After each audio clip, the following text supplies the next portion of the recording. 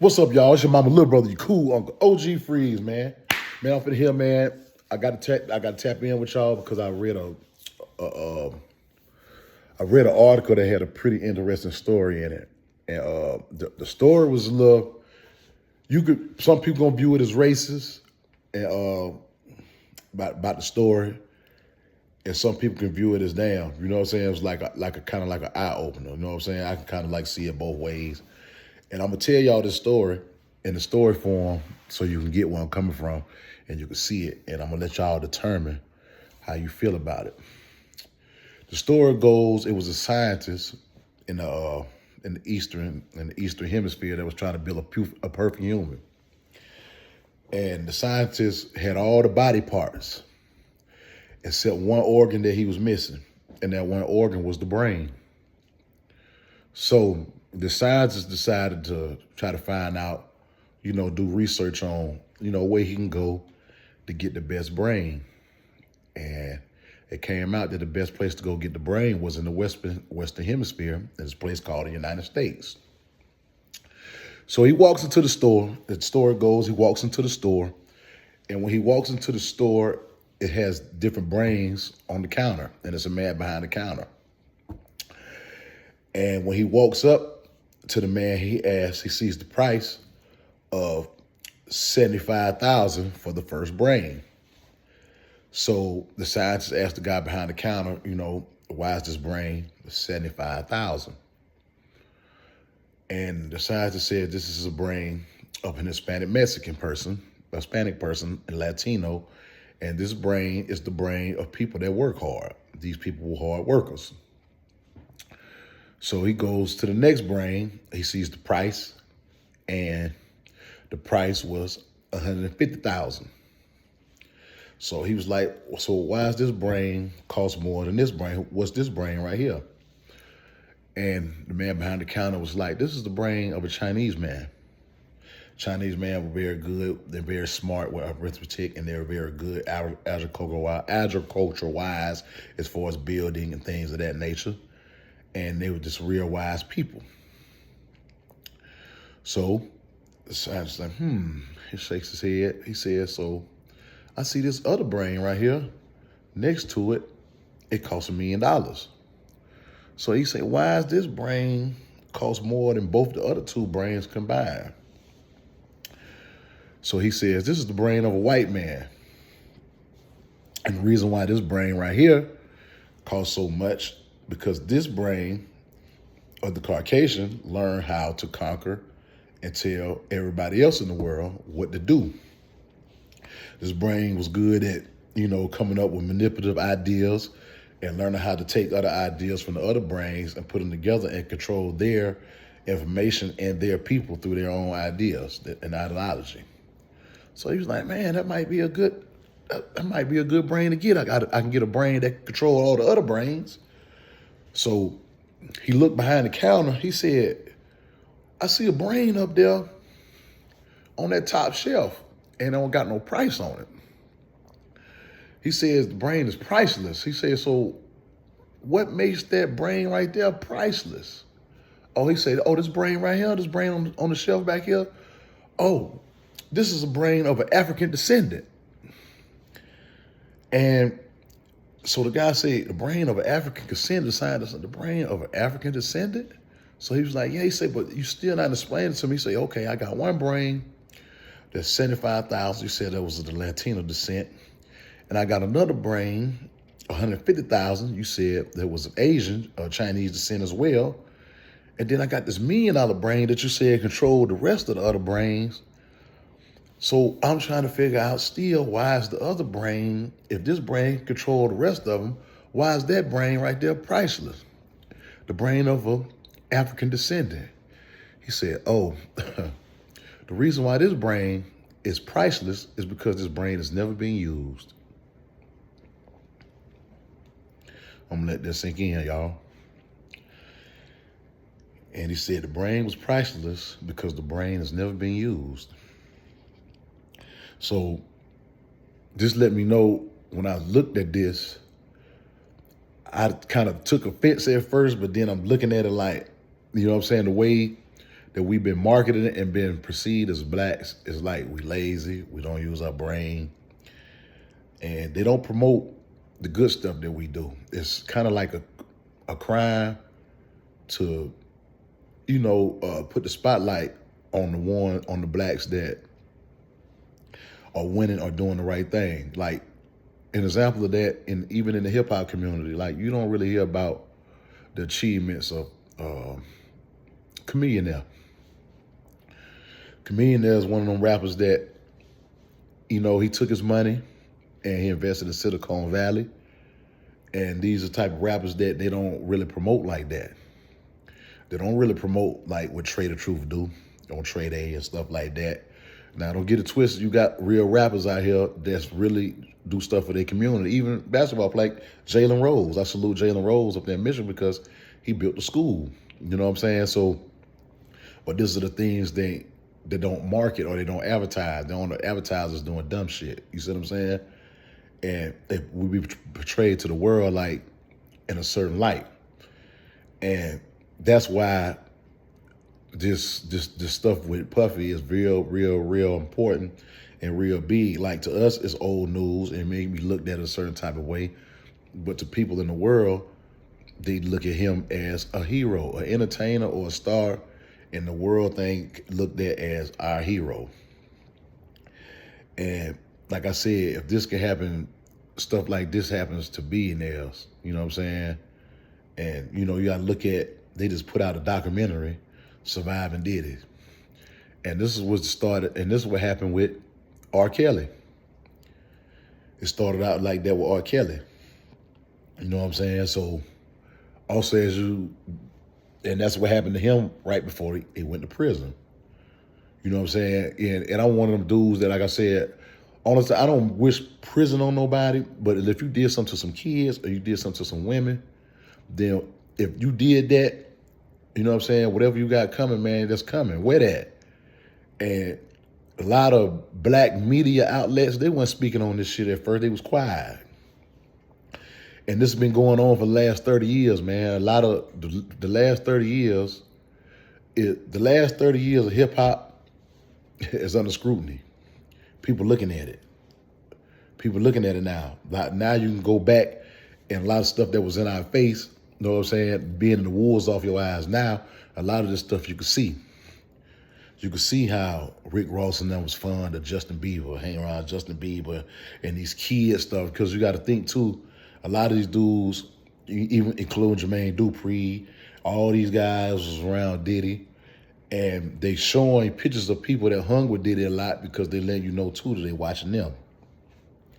You know what I'm saying? He even got a song where he said that he poured Molly all in her drink and she didn't even know it, and lost a Reebok deal behind that. So now you can take certain stuff and we starting to look at stuff without the wool over our eyes. Because people looked at the money. They didn't look at the individual, or they didn't look at the person's behavior. That's why you can't just look at a person and say, oh, he got money, what he doing is right. Or he doing this thing because he got money. You know what I'm saying? So money is just a tool, man, in the tool belt.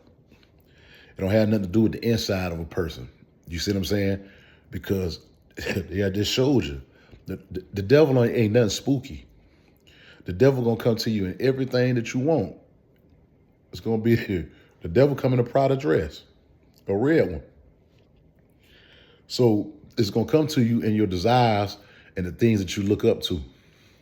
And a lot of us gonna get caught up in this entertainment business and start to look up at these entertainers like they gods. Like what they doing is supposed to be. Look at Lil Uzi Vert, man. This just don't. Certain stuff is just going too far, and they're going too far to get the money. Those contracts that they sign most likely are like devil contracts. You feel me?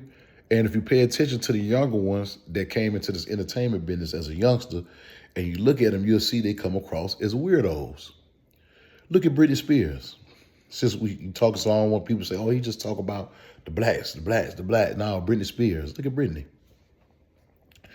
Britney Spears came out the same time as Beyonce. And Britney Spears was a child, she come from Nickelodeon or something like that. but she came from being a child star. And I bring this up because her and Beyonce are comparable. They're basically the same people because they emulate on the black side and then they emulate on the white side as well. So whatever's been promoted to the black people, they had that same type of promotion toward the whites. Example of that would be like Justin Bieber is to the whites what Chris Brown was to us. You have B2K, you know what I'm saying? And you have, you got the boy band groups like, the Backstreet Boys, NSYNC, you know what I'm saying? Stuff like that. And as you can see, Britney Spears coming unwind. You got to think all her life she's been handled. She had a handler, her dad. So her dad controlled her, kept her money, kept her in the house, spending her money or whatever. And once she got that up off her and she's had a chance to be in the world on her own, down there 40, she's probably down there 40. And you can see how weird she is. It's because it's a mental health issue when you don't have a chance to be a kid.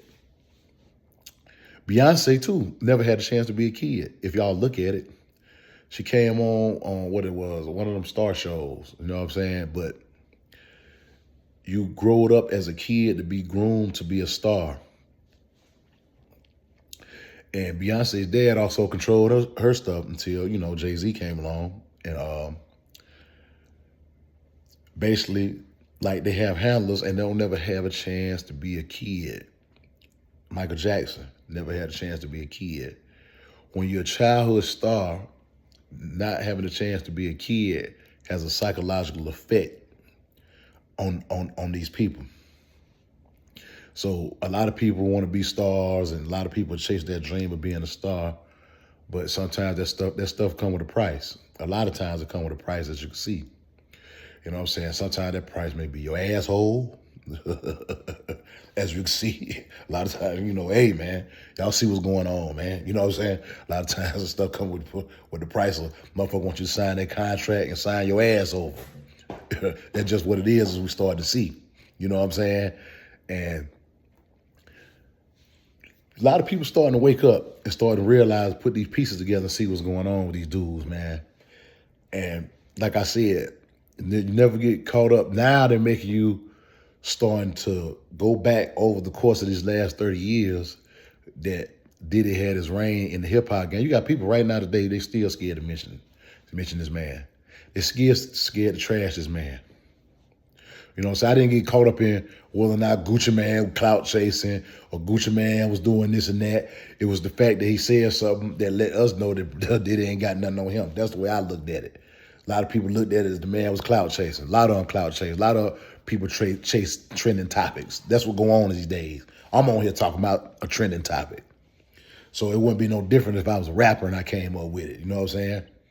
And like I said, I was the first one to say no Diddy. I was the first one to say that. And that's trending. And we can fact check it around people. I've been saying it. Me and Dogface been saying no Diddy. You know what I'm saying? But you know how I go. And it's a little dude on Instagram that made a song called No Diddy. Right after that, he made a song called No Diddy. He was just not a big person or not a big rapper. He was just somebody that was on Instagram. I recorded it. You know what I'm saying? And I think I'm going to play it so people can hear it. But I was saying that to say that you can't really say that Gucci did something wrong by saying what he said. You know what I'm saying? And if y'all look at these beefs. Look at the Rick Ross beef with him and Drake and them. This shit stay buzzing a week. You're getting a week to buzz. You're getting a week to trend. Because like I told y'all, the rap game under attack. Y'all seen all these rappers going to jail. And you see a lot of these rappers now, if they ain't going to jail, they're being embarrassed. Because they let you know that a certain era is over with. It's over with. That's the end of an era. They got to get Diddy out the way so they could usher in this Afro beats. You can't have him in the way, this hip-hop market. We're going to take the hip-hop out, and they finna usher in Afro beats. Certain people got to be out the way for this to even happen. See, there's a lot of stuff that's going on that's a little bigger than rap. You had a lot of stars, like examples as Lil Wayne. He gets paid from streaming. He don't have to do shit. His catalog will get him paid. You got them real hip hop artists. They sitting back and they catalog gonna pay them. Real entertainers. Janet Jackson don't have to do shit. They gonna be streaming. You see what I'm saying? Because they got hits in their catalog. Rihanna ain't got to say nothing to do nothing because of their catalog. So you got a few entertainers, a lot of entertainers that because of their catalog, they ain't got to do shit. They ain't got to do the internet shenanigans. Watch, y'all gonna see in the next couple of days, somebody else gonna be beefing in the hip hop community. It's just to keep some type of thing going on in hip hop to where, because it's dying out, so now only beefs and petty shit and the internet shenanigans is going to go keep them relevant. You hear me? And it's up to us. Now, I said a lot of these big platforms that was black at first, they weren't speaking out or trying to trash Diddy. Even though this is your time, if he did something to you or you seen some shit back in the hip hop game, this is your time to speak up about that black community. But we always come late. Now everybody covering the situation with Diddy. Now it's cool, but at first everybody was shh. Don't say nothing. Because Sean Diddy Combs has a psychological effect on the black community. Period. Man got a psychological effect on the black community. Especially in the hip hop, like, there's a lot of people that don't say nothing against him because most of the time he controlled all the black media. And a lot of times, a lot of people not saying nothing because shit, their name might come up. You know what I'm saying? The only man that I seen that was speaking up against Diddy was Gene Deal. That man spoke, and he's not even a black media platform. He's just a black man. You know what I'm saying? That spoke up, that spoke out. A lot of people thought he was crazy. You feel what I'm saying? Or he was just tripping. You know what I'm saying? Just like Jaguar Wright. You have some blacks that was in the black community that been speaking out against this man, but at the same time, they was silenced. They were blackballed, so certain stuff can get back. But even the girl from Diddy Kane said that once he started giving back publishing rights, she knew something was wrong then. So it's a lot of stuff that's gonna come out. It's a lot of stuff that's gonna shock a lot of people with stuff that don't went on behind these scenes. You hear me? And a lot of stuff I say, I probably just made it up. It's allegedly.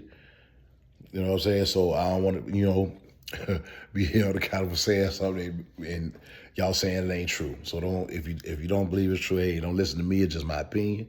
You know what I'm saying? I'm just giving y'all the OG perspective on this shit. You know what I'm saying?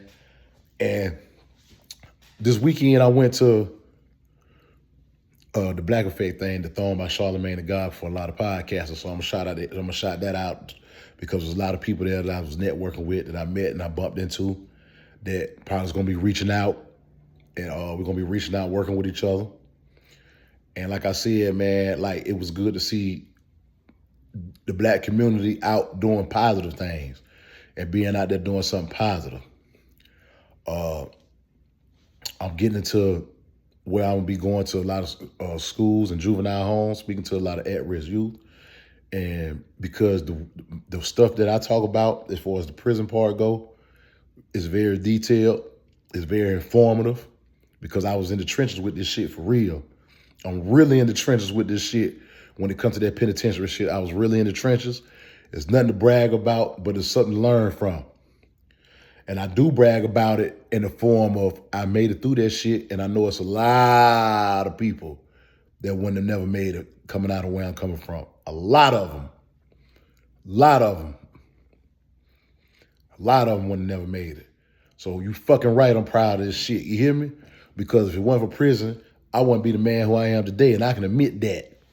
I can say that. Prison made me a better person, because I learned a lot of shit about myself. See, when you in prison and certain stuff go on in prison, kick some motherfucking ism on y'all ass. The object, you can't get the time back. We all know that. You can't get the time back you did. But what you can do is make these people pay by getting smarter. See, while I was I was reading. I said, you know what? I ain't gonna let these people dumb me down. I'm gonna sit in this bitch and get smarter, you hear me?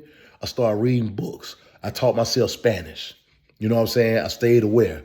That's where, if anybody know me, that's where I started. I didn't come out here and make this shit up. I was your mama little brother, you cool uncle, in there, in the pen to the youngsters. I started in there with the ism. Everybody come around me knows ism and knows popping. Just check on me, do your research for those who want to know where I'm from and where I came from. You feel me? When you in them pen, in that penitentiary, sitting, and you say Atlanta, you best believe Freeze name gonna come up. That's guaranteed in that motherfucking pen, you hear me? In that motherfucking pen, because I helped a lot of people. I had some shit do. I was with the shit too. Everybody do. It's phases when you go in that prison. But one thing you ain't never seen, you ain't never seen a butterfly go back to being a caterpillar. I'm gonna say that again. You ain't never seen a butterfly going back to being a caterpillar. Man, it's your mama little brother, your cool uncle, OG Freeze.